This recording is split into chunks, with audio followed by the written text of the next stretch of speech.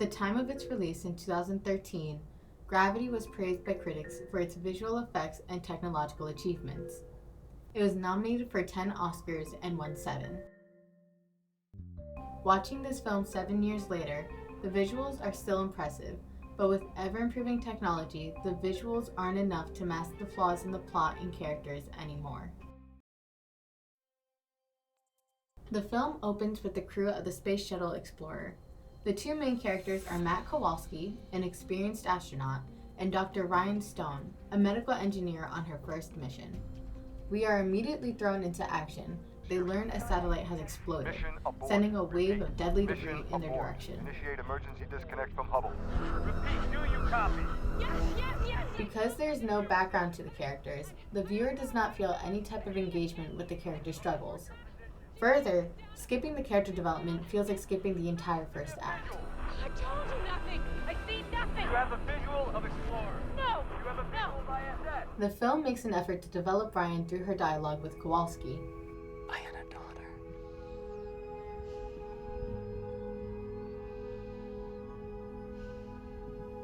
She was 4. She was at school playing tag, slipped, hit her head, and that was it. When she recalls the death of her daughter, it is certainly a heavy moment, but these attempts at development just come across as exposition.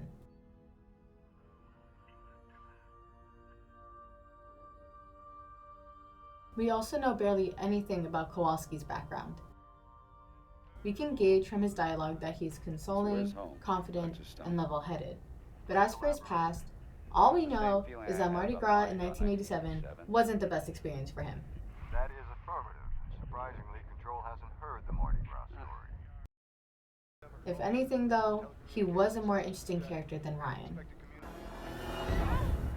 Gotcha. All right. Now, I'm gonna tether you to me. I know you never realized how devastatingly good looking I am, but I need you to stop staring and help me with the tether. While Ryan was helpless, he worked to save them both. And there's also Sharif Desari, And to think you went to Harvard. the Harvard graduate who likes playing around in space and also happens to have a family, which is only important to know when he's dead to invoke sympathy. But this doesn't have any emotional impact since we knew nothing about his character to begin with. And then there's this girl.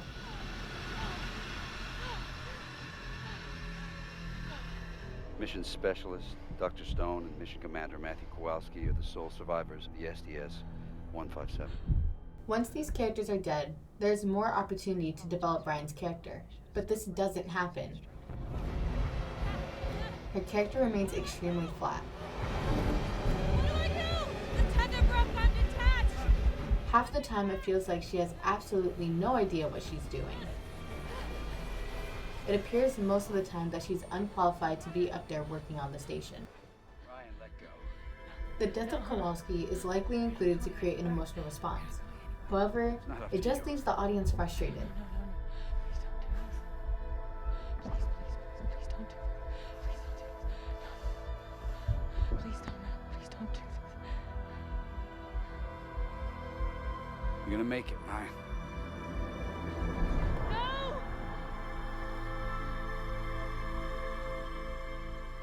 His death felt blatantly forced, as in Zero Gravity, it shouldn't have been too difficult to pull him in.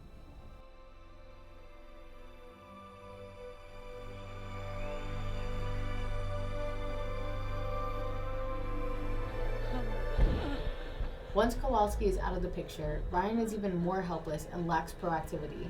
Not the best qualities for any type of protagonist. Sandra Bullock, the actress who plays Ryan, has very little dialogue at all throughout the film, giving her very little to work with whenever she is on screen. It seems that for this reason, she resorts to filling up most of her screen time with only heavy breathing to help the audience sympathize with her character. Video essayists and the general public alike have criticized Ryan's frequent heavy breathing since the release of the first trailer for Gravity. For example,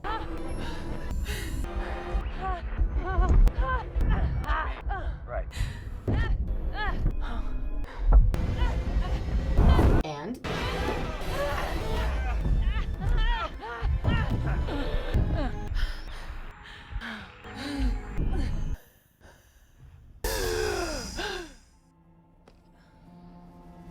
Once she enters the space station and takes off her spacesuit, a shot lingers on her floating in what appears to resemble the fetus inside the womb.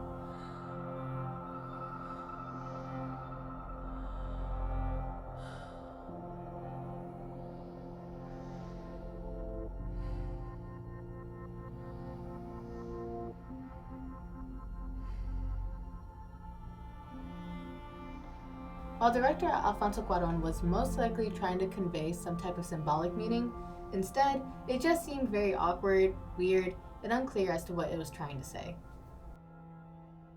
Though Gravity's visuals and technological achievements may be considered breathtaking, the acting has a little too much breath to it, and the characters don't have enough substance.